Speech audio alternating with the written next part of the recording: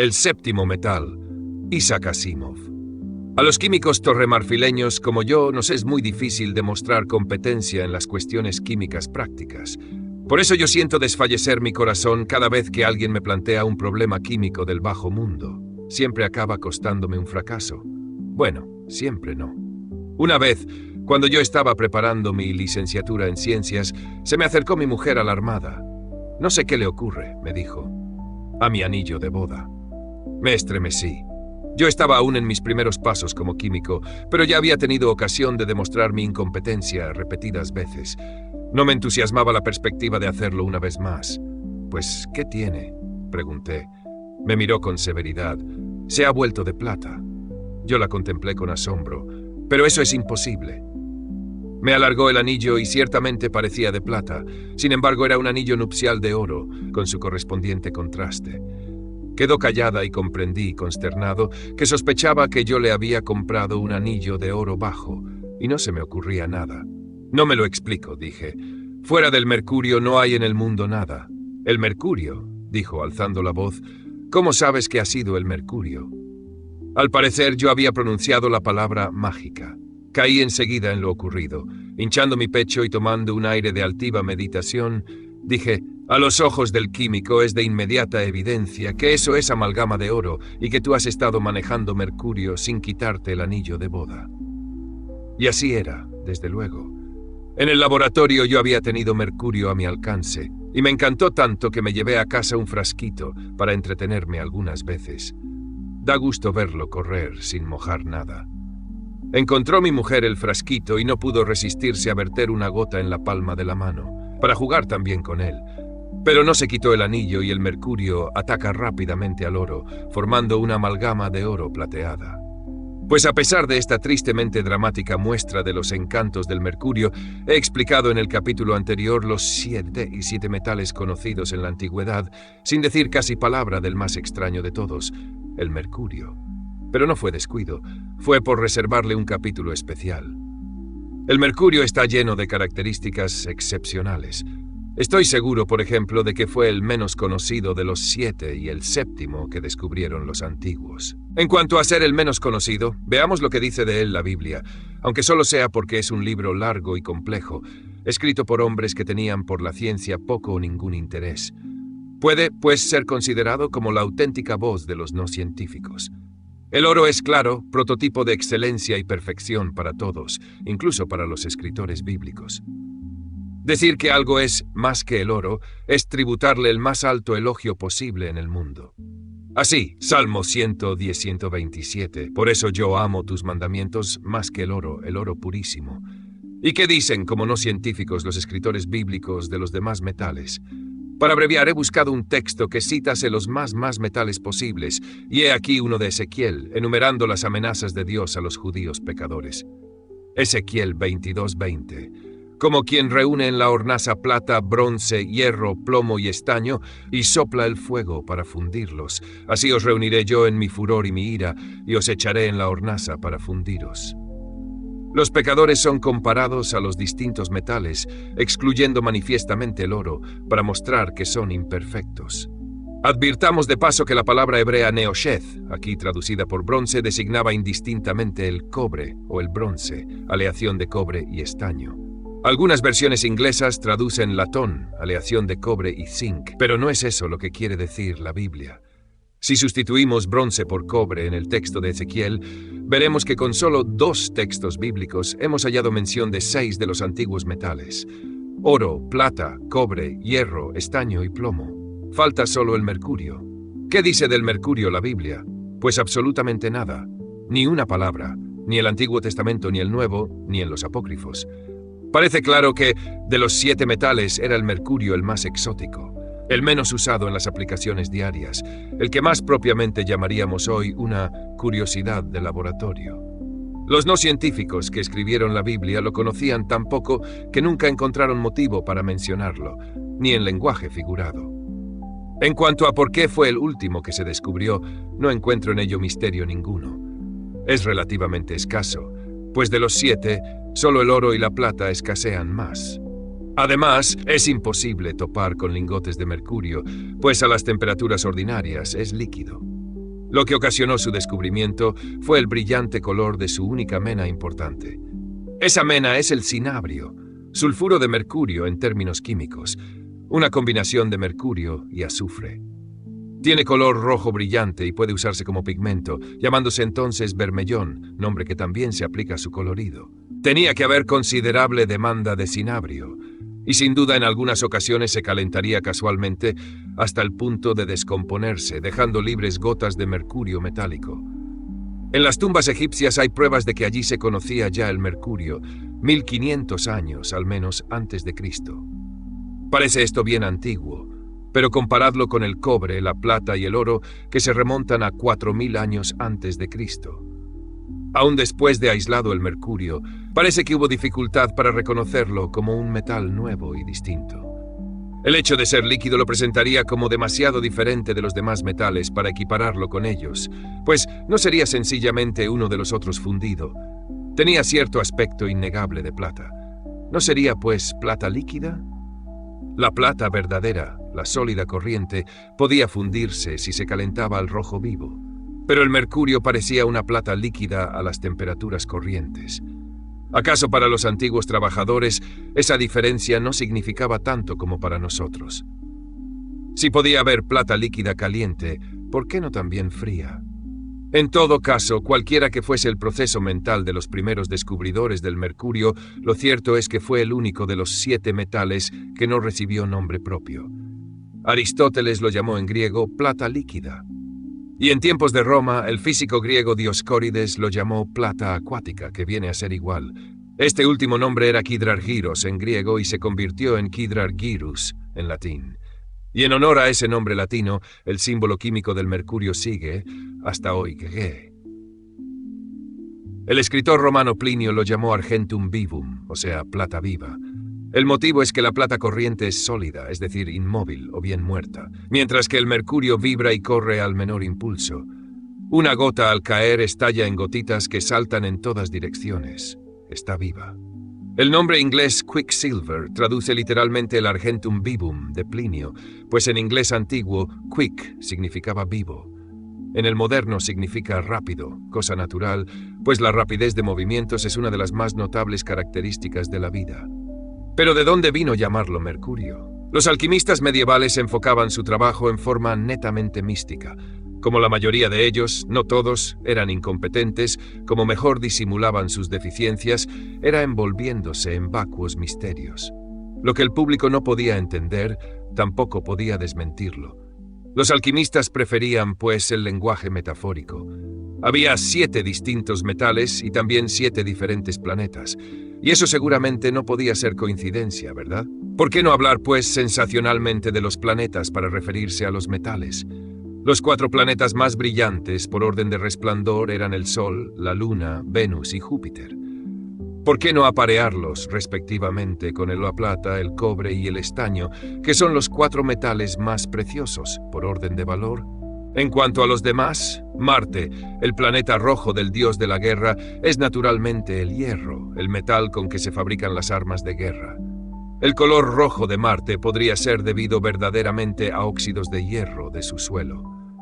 Coincidencias así son las que hacen que los actuales místicos sospechen si habrá algo en la alquimia.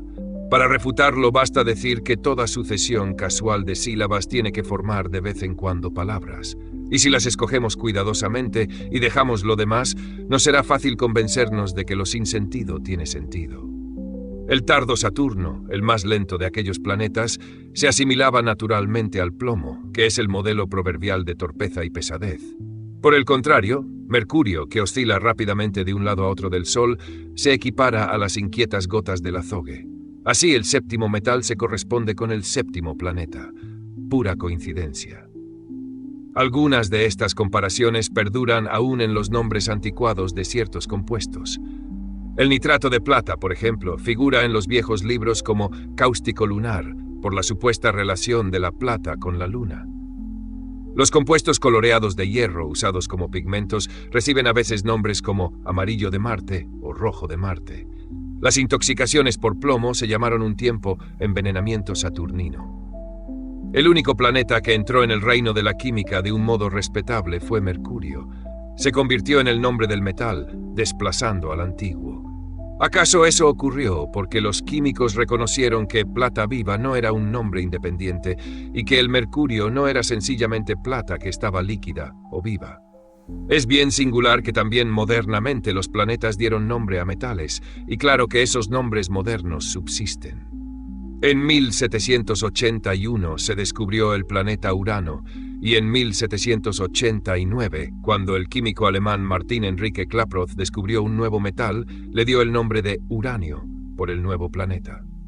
Después, en los años 1940, cuando se descubrieron dos metales transuránidos, tomaron nombre de dos planetas, Neptuno y Plutón, que se habían descubierto más allá de Urano, y se llamaron Neptunio y Plutonio. Hasta de asteroides hecho mano. Los dos primeros, Ceres y Palas, se descubrieron en 1801 y 1802. En 1803, Klaproth descubrió otro nuevo metal y enseguida lo llamó cerio. El mismo año, el químico inglés Guillermo Hyde Wollaston descubrió un nuevo metal y lo llamó paladio. En la Edad Media, el mercurio alcanzó distinciones inusitadas. En toda la época medieval, la principal fuente de mercurio fue España, y los reyes árabes del país hicieron de él un uso espectacular. El más grande de ellos, Abd ar-Rahman III, edificó hacia el año 950, cerca de Córdoba, un palacio, en cuyo patio fluía continuamente un surtidor de mercurio. De otro rey se dijo que había dormido en un colchón que flotaba en un charco de mercurio. Otra distinción medieval de naturaleza más abstracta alcanzó el mercurio. Parece que uno de los empeños de la mayoría de los químicos medievales era la conversión de un metal barato como el plomo en otro precioso como el oro. Que eso podría hacerse parecía probable, según la antigua noción griega de que toda la materia se componía de combinaciones de 4 sustancias fundamentales o elementos, a saber, tierra, agua, aire y fuego. Estos no eran idénticos a las sustancias corrientes que designamos con esos nombres, sino abstracciones que traduciríamos mejor como sólido, líquido, gas y energía. Verdaderamente no era mala conjetura para aquellos tiempos, pero los alquimistas medievales rebasaron las nociones griegas. Los metales les parecían tan distintos de las sustancias corrientes térreas como las rocas, que debían contener un principio especial metálico. Ese elemento metálico, más la tierra, formaban el metal. Si pudiese localizarse el principio metálico, podría añadírsele tierra de distintos modos para formar cualquier metal, incluso oro. Naturalmente, al añadirle tierra al principio metálico, se le añadía solidez y se producía un metal sólido. Mas entonces, ¿y el mercurio? Era líquido, sin duda porque tenía muy poca tierra. ¿Acaso esa poca se le pudiese quitar de algún modo, dejando el principio metálico puro? Muchos alquimistas empezaron a trabajar sin descanso con mercurio, y como sus vapores son acumulativamente venenosos, no quiero pensar cuántos morirían prematuramente. Esos vapores afectaban también a la cabeza, pero sería difícil saber cuándo un alquimista desvariaba de verdad. Y a propósito, ¿qué sería del rey moro que dormía sobre un charco de mercurio? ¿Cómo iría sintiéndose al correr los meses? Algunos alquimistas arguirían, además, que el oro era único entre los metales por su color amarillo. Por tanto, lo que habría que añadirle al mercurio, plateado por su parte, era una tierra amarilla. Como tierra amarilla es obvio elegir el azufre, extraño entre las tierras porque puede arder, dando una misteriosa llama azul y un olor sofocante aún más misterioso. Parecía fácil caer en la idea de que el mercurio y el azufre representaban, respectivamente, los principios metálicos y de inflamabilidad. La combinación de ambos pondría, pues, fuego y solidez en el mercurio, transformándolo de un líquido plateado en un sólido amarillo. Y en efecto, el mercurio y el azufre se combinaban, pero para formar cinabrio, una tierra roja del todo corriente. De oro, ni hablar. Pero la prosa de los hechos rara vez conseguía turbar las gloriosas visiones alquimistas. Esas teorías medievales fueron desapareciendo lentamente en el curso del siglo XVIII, cuando la verdadera química estaba en su robusta infancia. En ese siglo, el papel del mercurio como principio metálico recibió un cruel golpe en la cabeza. Como tal principio tendría que ser líquido siempre, ¿pero lo era? El año 1759 fue muy frío en San Petersburgo, Rusia, y en Navidad hubo una helada y el mercurio bajó mucho en los termómetros. El químico ruso Mikhail Vasilievich Lomonosov intentó obligar a la temperatura a bajar más aún, introduciendo el termómetro en una mezcla de ácido nítrico con nieve. La columna mercurial bajó hasta menos 39 grados Celsius y no quiso bajar más. Se había helado. El mundo vio por primera vez mercurio sólido, un metal como los demás. Mas por entonces el mercurio adquirió un nuevo valor que compensaba con creces su descrédito como principio metálico. En cierto modo, ese nuevo valor lo debía a su densidad, que es 13,6 veces mayor que el agua. Una pinta de agua, medio litro, más o menos, viene a pesar 1 libra, medio kilo aproximadamente. Una de mercurio pesaría unas 13 libras y media, 6,8 kilogramos aproximadamente. He aquí una densidad sorprendente. En el mercurio no solo flota el acero, sino el mismo plomo. Eso no lo esperamos en verdad de un líquido. Estamos demasiado acostumbrados al agua. Así, cuando un químico principiante se encuentra por primera vez frente a una vasija grande llena de mercurio, puede llevarse un chasco monumental. Se le dice ingenuamente que la coja y la ponga en cualquier sitio. La abarcará con la mano y automáticamente le aplicará el mismo impulso que si contuviese agua. Y claro, el mercurio se comporta como si estuviese clavado a la mesa. En 1643, el físico italiano Evangelista Torricelli sacó partido de la densidad del mercurio. Le intrigaba el problema de que las bombas solo podían elevar una columna de agua a 34 pies sobre su nivel natural. Supuso que el verdadero trabajo de elevar esa columna lo efectuaba la presión de la atmósfera. Una columna de agua de 34 pies de altura ejercía en su base una presión igual a la presión entera del aire. Por eso el agua ya no podía subir más. Para comprobarlo más cómodamente, cualquiera maneja una columna de 34 pies. Torricelli empleó mercurio, el más denso líquido conocido. Una columna de mercurio, 13,6 veces más denso que el agua, ejercerá sobre su base tanta presión como una columna de agua 13,6 veces más alta.